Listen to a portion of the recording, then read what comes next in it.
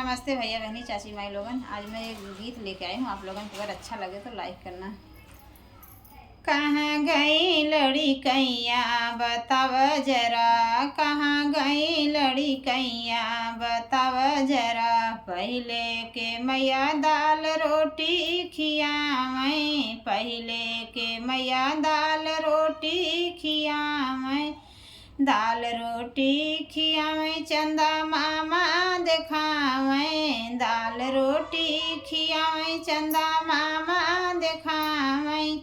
कहाँ चले गए चंदा मामा बताव जरा, कहाँ चले गए चंदा मामा बताव जरा। कहाँ गई लड़िकैया बताव जरा, कहाँ गई लड़िकैया बताव जरा। पहले के मैया दाल रोटी खियावैं, पहले के मैया दाल रोटी खियावैं। दाल रोटी खियावैं चिड़ै कौआ देखावैं, दाल रोटी खियावैं चिड़ै कौआ देखावैं। कहाँ चले गए चिड़ै कौआ बताव जरा, कहाँ चले गए चिड़ै कौआ बताव जरा। कहाँ गई लड़िकैया बताव जरा, कहाँ गई लड़िकैया बताव जरा।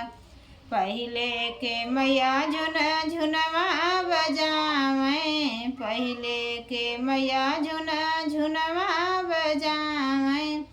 झुन झुनवा बजावैं लड़िका लुगे धावैं, झुन झुनवा बजावैं लड़िका लुगे धावैं। कहाँ चले गए झुन झुनवा बताव जरा, कहाँ चले गए झुन झुनवा बताव जरा।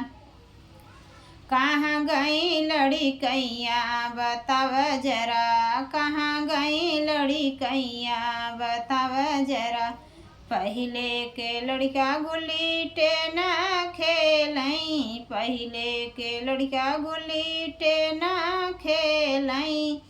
कहाँ गए गुल्ली टेना बताव जरा, कहाँ गए गुल्ली टेना बताव जरा। कहाँ गई लड़िकैया बताव जरा, कहाँ गई लड़िकैया बताव जरा।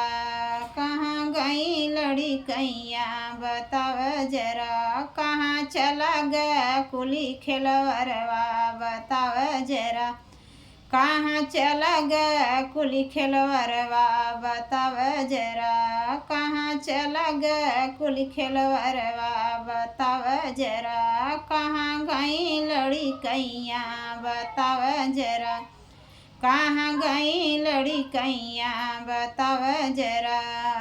कल जुग के मैया सेरेलेक्स खियावैं, कल जुग के मैया सेरेलेक्स खियावैं।